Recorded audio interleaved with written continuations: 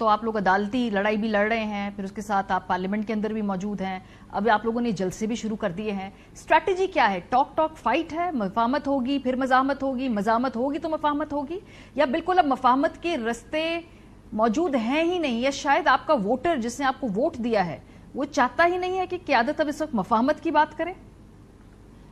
نہیں، حالات کو بہتر کرنے سے کون انکار کر سکتا ہے، لیکن وہ ڈیپینڈ کرے گا کہ کن شرائط پہ اور کن باتوں پہ.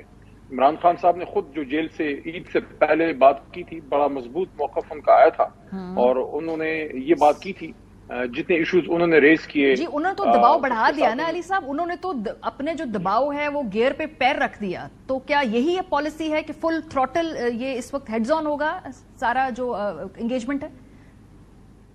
لیکن خان صاحب نے اس میں بالکل کلیئرلی یہ موقف دیا کہ ماضی میں بھی میں نے گفتگو کی ہے، اور پاکستان کے لیے میں کسی سے بھی بات کے لیے تیار ہوں، لیکن اس میں اصول کیا ہوگا. کیا ہماری مینڈیٹ کی واپسی، عمران خان صاحب اور اسیران کی رہائی، اور یہ 9 مئی کے بہانے جس طرح لوگوں سے زیادتیاں ہوئی ہیں، اس کا کوئی مداوع ہوگا یا صرف ہمیں سپیس دینی ہو؟ اگر یہ توقع ہے کہ صرف عمران خان صاحب کی گنجائش پیدا کریں، وہ تو پھر آگے نہ چلنے والی بات ہے.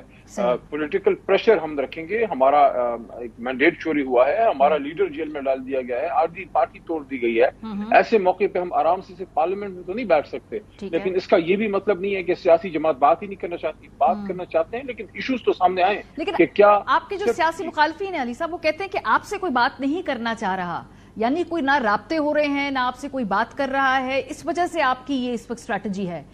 اس الزام پہ کیا کہیں گے آپ؟ دیکھیں، میں نہیں سمجھتا کہ آپ ایک ایسی جماعت کو نظر انداز کر سکتے ہیں جس کے پاس 2/3 مینڈیٹ ہے، جس کا لیڈر اس ملک کا سب سے بڑا لیڈر ہے، اور اس کے علاوہ آپ کے پاس اور کوئی سلوشن نہیں ہے. دیکھیں، کوئی بھی حکومت اگر اس کے پیچھے عوامی مینڈیٹ نہیں، عوام نے آپ کو ووٹ نہیں دیا اور آپ کو حکومت میں بٹھا دیا گیا کہ آپ ملک چلا سکتے ہیں، کیا آپ ملک کے لیے مضبوط فیصلے کر سکتے ہیں؟ قومی پیچھے نہیں کھڑی. جس حکومت کے پیچھے قومی پیچھے نہ ہو، وہ کیا حکومت کرے گی؟ نہیں تو آپ سے رابطے ہو رہے ہیں، تحریک انصاف کو نظر انداز نہیں کر سکتے. آپ سے رابطے ہو رہے ہیں یا نہیں ہو رہے؟ ایک دفعہ آن ریکارڈ بتا دیجئے، رابطے ہیں آپ کے؟ دیکھیں، عمران خان صاحب سے کسی کے رابطے ہیں یا نہیں، اس کے بارے میں میں کوئی رائے نہیں دے سکتا، کیونکہ میرے سامنے کوئی ایسی بات خان صاحب سے جب ملاقات ہوئی انہوں نے نہیں کی، اور اس حوالے سے کور کمیٹی میں بھی کوئی ایسی واضح بات نہیں آئی کہ عمران خان صاحب سے کسی نے ملاقات کی ہو. اگر ہوئی ہے، بڑے لیڈر ہیں، ہو سکتا ہوئی ہو، لیکن میرے نالج میں نہیں ہے. ٹھیک ہے. اچھا، ابھی صورتحال یہ ہے کہ آگے آ رہی ہے جون اور جولائی. یہ میں آپ پاکستان کی پوری سیاست کی اگر ہسٹری میں آپ دیکھیں تو تحریکیں گرمی کے موسم میں نہیں چلا کرتی، یہ بالکل بڑا بیسک پریکٹیکل بات ہے نا. تو آپ کو لگ رہا ہے کہ آگے آنے والے 2-3 مہینوں میں جس طرح سے آپ یہ موومنٹ لانچ کرنا چاہ رہے ہیں، موسم، حالات، یہ سب کچھ موافق ہوگا، یا پھر یہ سال کے آخر میں جا کے یہ پکڑے گا، یہ زور پکڑے گی آپ کی تحریک؟ دیکھیں، ہم نے کوئی 10 لاکھ بندہ لے کے اسلام آباد پہ چڑھائی تو کرنی نہیں ہے. ہم نے پیسفل پولیٹیکل موومنٹ کرنی ہے، جس میں جلسہ جلوس ایک بہت بڑا اس کا حصہ ہے. اور آپ کو شاید اس کا علم ہوگا کہ ہم نے اپنی تاریخ کے بہت بڑے بڑے جلسے جو ہیں، مینار پاکستان کو ہم نے بھرا، یا اور جگہوں پہ بڑے بڑے جلسے ہم نے کیے ہیں، اور رات کے وقت ہوتے ہیں. گرمیوں کے موسم میں رات کو ویسے ہی فیسٹیول کا ماحول ہوتا ہے، سارا بندہ جاگا ہوتا ہے. سو انشاءاللہ میں نہیں سمجھتا کہ موسم کو اتنی بڑی، اس میں کوئی اتنا بڑا فیکٹر ہوگا کہ وہ امر مانے ہوگا کہ ہم اپنی ایکٹیویٹیز نہ کر سکیں. ہاں، اس وقت مسئلہ ہوتا ہے جب آپ ایک لانگ مارچ میں ہوتے ہیں اور پورا دن آپ نے مارچ کرنی ہوتی ہے. میں نہیں سمجھتا کہ فی الحال وہ سٹیج ہے کہ ہم نے لانگ مارچ کرنا ہے، لیکن جلسہ آپ کر سکتے ہیں، جلوس کر سکتے ہیں، پروٹیسٹ کر سکتے ہیں، آپ اپنی ایکٹیویٹیز کر سکتے ہیں، سیمینارز کر سکتے ہیں، جو چھوٹے اور بڑے کارنر میٹنگز کر سکتے ہیں. تو یہ ساری ایکٹیویٹیز ایسی ہیں سیاسی اثرات کیا ہوتے ہیں علی صاحب؟ بیکاز 2014 میں بھی ایک دھرنا تھا.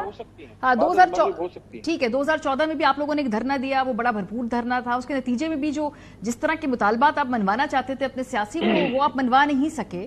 سو آپ سمجھتے ہیں کہ اس طرح کی موومنٹ چلا کے اپنے سیاسی مطالبات آپ منوا لیں گے؟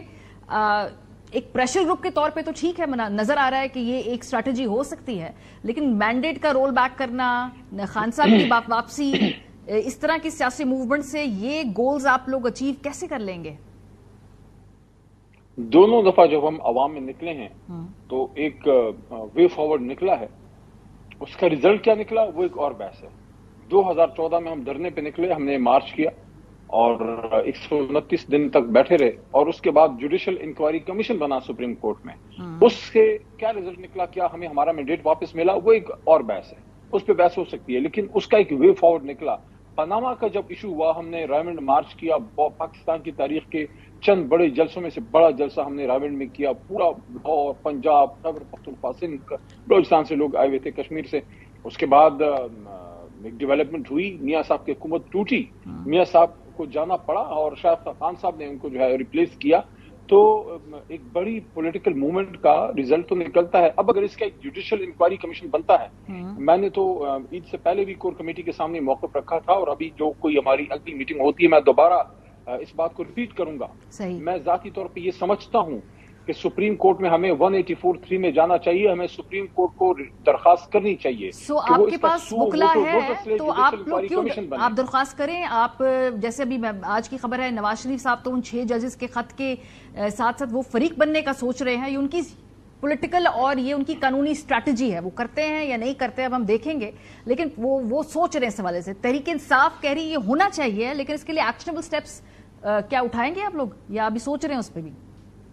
دیکھیں، سپریم کورٹ آف پاکستان کو ہم نے پہلے دن کہا کہ سپریم کورٹ کو سو موٹو نوٹس لینا چاہیے. اس بہت بڑے مینڈیٹ کے ڈاکے پہ نہیں لیا گیا، اس لیے ہمیں 184(3) میں اب سپریم کورٹ میں جانا چاہیے. ہم ان کو ریکویسٹ کریں کہ آپ اس پاکستان کی تاریخ کے اتنے بڑے فراڈ پہ آپ سو موٹو نوٹس لیجئے.